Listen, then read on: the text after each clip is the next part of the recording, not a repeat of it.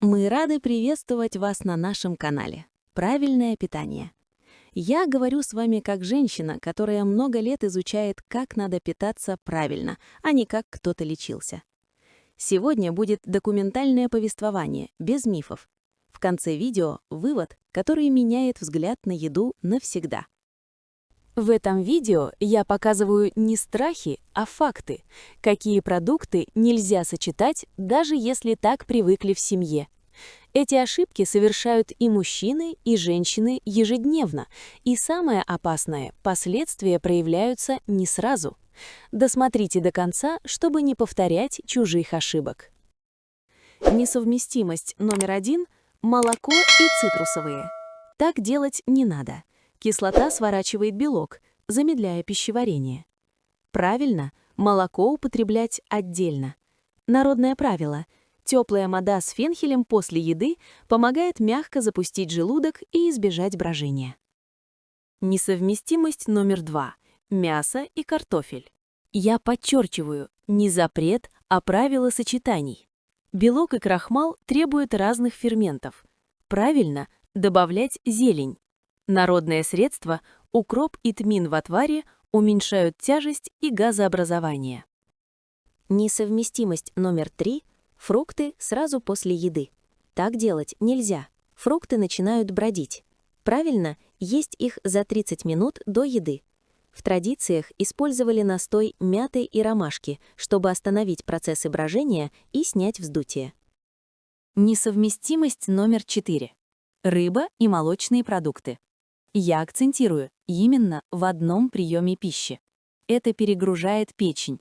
Правильный подход – разносить приемы минимум на 6 часов. Народный способ поддержки – отвар расторопши курсами. Несовместимость номер 5 – алкоголь и сладкое. Так питаться нельзя. Сахар усиливает токсичность алкоголя. Правильно – полностью разделять. В народе использовали настой шиповника до застолья для поддержки печени и снижения нагрузки на организм. Несовместимость номер 6 – яйца и рыба. Два разных белка – двойной удар по ЖКТ. Это важно знать. Правильно чередовать по дням. Народное правило – теплая вода с лимоном утром помогает восстановить ферментный баланс.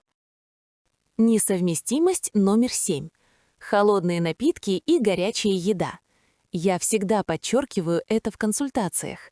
Резкий температурный контраст тормозит переваривание. Правильно пить теплую воду. В традициях имбирный настой для активации обмена. И сейчас мы подошли к самой важной части, почему эти ошибки повторяются десятилетиями и как пищевые привычки передаются в семьях, разрушая здоровье незаметно. Дальше я покажу, как правильно перестроить рацион без стресса и крайностей. Когда я говорю о питании, я всегда подчеркиваю, менять нужно не продукты, а логику приема пищи. Организм мужчины и женщины реагирует одинаково. Он либо справляется, либо подает сигналы. И если их игнорировать, последствия накапливаются годами, тихо и незаметно. Правильный подход начинается с пауз. Между сложными продуктами должно быть время. Это не диета и не ограничение, а физиология. В народной практике после плотной еды всегда использовали теплые травяные настои – анис, фенхель, кориандр, чтобы поддержать естественные процессы. Отдельно важно сказать о завтраках.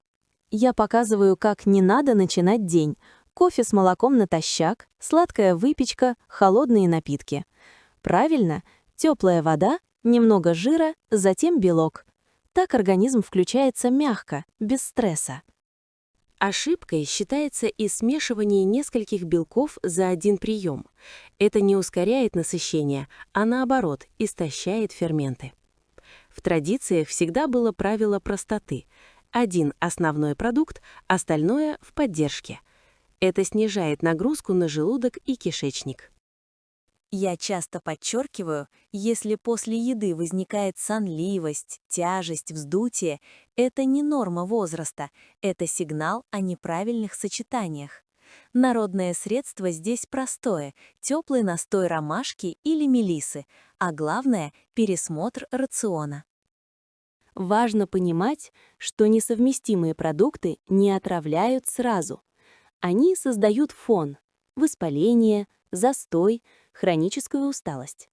Именно поэтому многие не связывают питание с самочувствием. Но тело всегда ведет учет, день за днем. Я показываю, как надо делать правильно, разделять приемы пищи, упрощать состав блюд, соблюдать температуру. Это основа, на которой строилось питание поколениями. Никаких крайностей, только уважение к физиологии и естественным ритмам. Особое внимание – воде. Холодная вода во время еды разрушает процесс переваривания. В традициях пили теплую воду маленькими глотками или травяные отвары. Это простое правило часто дает результат уже через несколько дней. Если вы узнали в этом видео свои привычки, это не повод для страха, это точка начала. Питание можно скорректировать постепенно, без резких отказов. Главное – перестать сочетать то, что организм не способен переварить вместе. Благодарю вас за то, что досмотрели это видео до конца. Если тема откликнулась, поставьте лайк. Напишите в комментариях, какие сочетания вас удивили. И обязательно подпишитесь на канал «Правильное питание». Здесь мы говорим о том, как надо делать правильно.